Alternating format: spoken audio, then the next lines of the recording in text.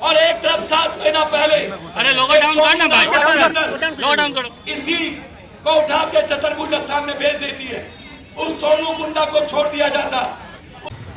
नमस्कार, आप देखना शुरू कर चुके हैं फर्स्ट लुक बिहार में। आपके साथ विवेक और मुजफ्फरपुर की खुशी, जो छात्रावास में निजी छात्रावास में संदिग्ध स्थिति में मौत हो गई, जिसको न्याय दिलाने के लिए जाप सुप्रीमो के नेता पप्पू यादव आज मुजफ्फरपुर पहुंचे और मुजफ्फरपुर के धरना स्थल पर भारी संख्या के लोगों के बीच में धरना दे रहे हैं और कई सारी बातों को भी कहा। उन्होंने कहा कि अगर खुशी और इसी को अगर इंसाफ नहीं मिलता है तो वह मुजफ्फरपुर को में सड़क जाम करेंगे और भूख हड़ताल पर बैठेंगे। कई सारी बातों को भी कह रहे हैं। आइए पहले सुनिए जाप सुप्रीमो नेता पप्पू यादव क्या कुछ कह रहे हैं। समाज हिंदुस्तान के लाखों बेटी जो हर दिन ईश्वर भक्ति की शिकार होती है, उसका नहीं है सवाल। है जो नेता फॉर्म देते हैं, जो लोग बच्ची को हवस का शिकार बनाते हैं, जिसके लिए बच्ची एक सिर्फ राजनीति हो गई है, जिसके लिए बच्ची एक जाति बन गई है। मैं आज अपील करना चाहता हूं देश के पीएम सीएम से, सत्ता छोड़िए और हिंदुस्तान मुजफ्फरपुर की बेटी को बचाइए। न्याय दिलाइए मणिपुर की बेटी को, न्याय दिलाइए इसी और खुशी को, जिसको मार दिया गया। खुशी को हवस के कारण आपका लोग एक हवसी जिसका विरोध की तो कर इलेक्ट्रिक शॉक देकर मार दिया बकरी। और एक तरफ 7 महीना पहले अरे लोगो डाउन करना भाई, लोगो डाउन करो। इसी को उठा के चतुर्भुज स्थान में भेज देती है, उस सोनू गुंडा को छोड़ दिया जाता, उस अर्चना पांडे को छोड़ दिया जाता। अब ये लड़ाई मैंने हमेशा, आपको याद होगा, बेटी की लड़ाई मेरे जीवन की सबसे पहली प्राथमिकता है।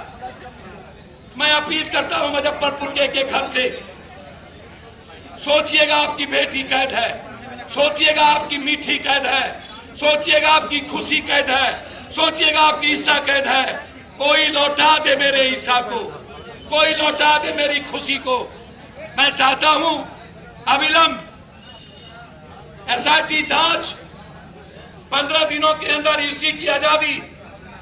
यदि नहीं मिला तो मुजफ्फरपुर बंद करेंगे, गवर्नर हाउस मार्च करेंगे, मिथिला बंद करेंगे और जरूरत पड़ी थी अनिश्चितकालीन चतुर्भुज स्थान के सामने जान देने के लिए पप्पू यादव भूख हड़ताल पर बैठे। 15 दिनों का आपने अल्टीमेटम दिया था, या पप्पू यादव रहेगा चतुर्भुज स्थान रहेगा? भैया मैंने आपको पहले कह दिया, आप बहुत उतावलेपन में हैं।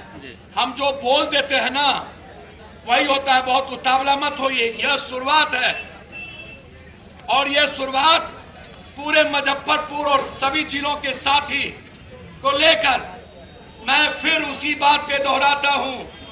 मुझे उस जगह रहने वाले किसी बेटी से, मां से कोई मतलब नहीं, लेकिन मेरी बेटी को जिसने बेचा उसके पीछे नेताओं की ताकत, नेताओं की भूमिका है।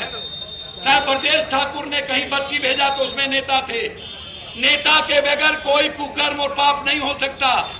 मैं आज भी कहूंगा, क्रमबद्ध मुजफ्फरपुर बंद, 1 सप्ताह के अंदर फिर गवर्नर हाउस मार्च और फिर चतुर्भुज स्थान हो या हॉस्टल हो। यदि सरकार ने बंद नहीं किया और इसी को नहीं लौटाया तो हम या तो मरेंगे या तो ईसा को न्याय दिलाएंगे। इसी लड़ाई के साथ चतुर्भुज स्थान के आगे पहले भूख हड़ताल और फिर मरता क्या नहीं करता, या तो मरेंगे या तो इस शख्स के न्याय देंगे।